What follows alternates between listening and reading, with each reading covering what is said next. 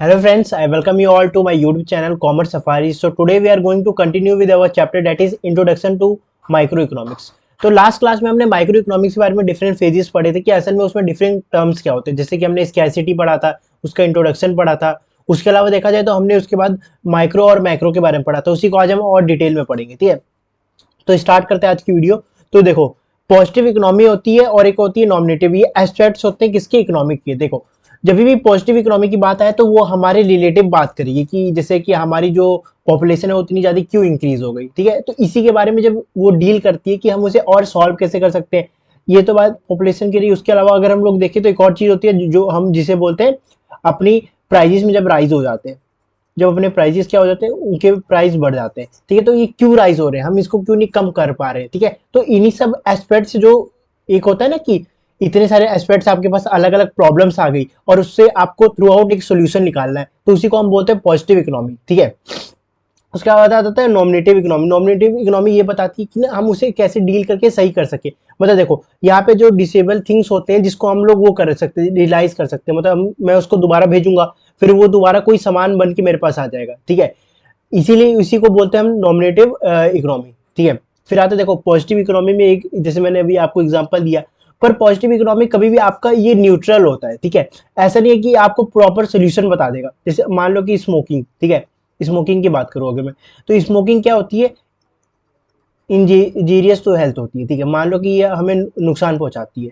ठीक है, तो पर ये बस उस पर लिखा रहता है, जैसे जो उसका पैकेट आता है उस पर लिखा रहता है, पर उसके बारे में ये नहीं बताया जाता कि हम उसे कैसे सॉल्व कर सके।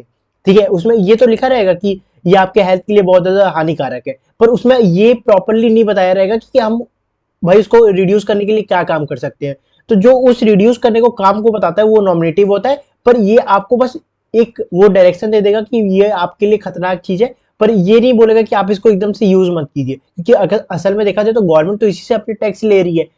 जब गवर्नमेंट जो इन सब चीजों से उन्हें ज्यादा टैक्स का और ज्यादा मुनाफा होता है, तो बस गवर्नमेंट वहां पे ये लिख देती है, क्योंकि लेवल करना जरूरी है। हमारे आर्टिकल्स में भी ये लिखा है कि हमें उसे लेवल करके बताना जरूरी है, इसीलिए गवर्नमेंट बस ये काम करती है। ठीक है, फिर आता है देखो ब्रांचेस ऑफ इकोनॉमिक क्या होता है। देखो, हमने जैसे लास्ट क्लास में पढ़ा, तो ब्रांचेस ऑफ इकोनॉमिक दो तरीके होते हैं, एक माइक्रो होता है एक मैक्रो होता है।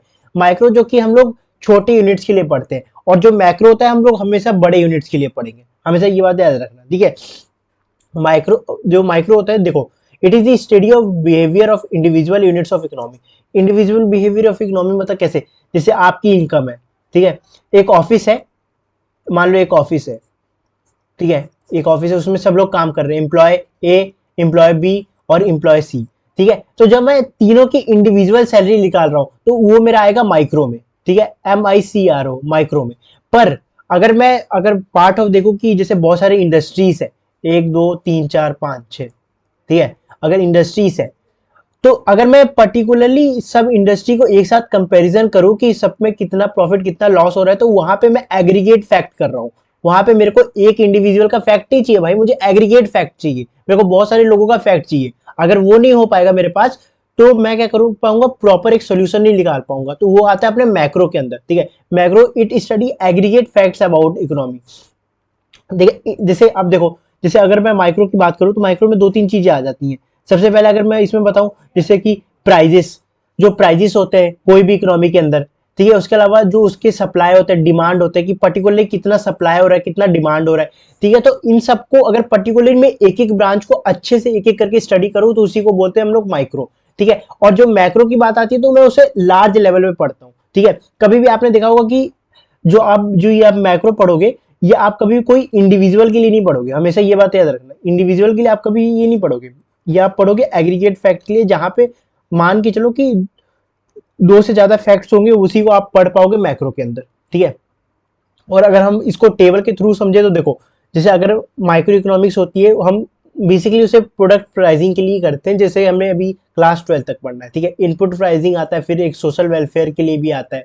ठीक है, इनपुट प्राइसिंग जैसे रेंट, वेजेस, इंटरेस्ट, प्रॉफिट। ठीक है, और जो डिमांड और सप्लाई के बारे में हम पढ़ेंगे प्रोडक्ट प्राइसिंग में। ठीक है, चलो अब तो एक काम करते हैं, दोनों का डिफरेंस बिटवीन देख लेते हैं, जिससे और ज्यादा हमें ये टॉपिक क्लियर हो जाएगा। ठीक है, देखो, जो मैक्रो इकोनॉमिक्स होता है, ठीक है, वो क्या होता है, maximise national income and growth, जो भी आपकी टोटल नेशनल इनकम है और ग्रोथ के लिए। अब ये बात कैसे प्रूव होगी, देखो, जैसे अभी मैंने आपको बताया ठीक है, मैंने आपको अभी बताया था ना ये बात कि हम इसमें एग्रीगेट फैक्ट पढ़ेंगे, तो इसमें हम लोग इंडिविजुअली हर किसी की इनकम देखेंगे। पहली बात तो ये होगी, ठीक है, इंडिविजुअली हर किसी की क्या कर रहे हैं हम लोग, इनकम देख रहे हैं।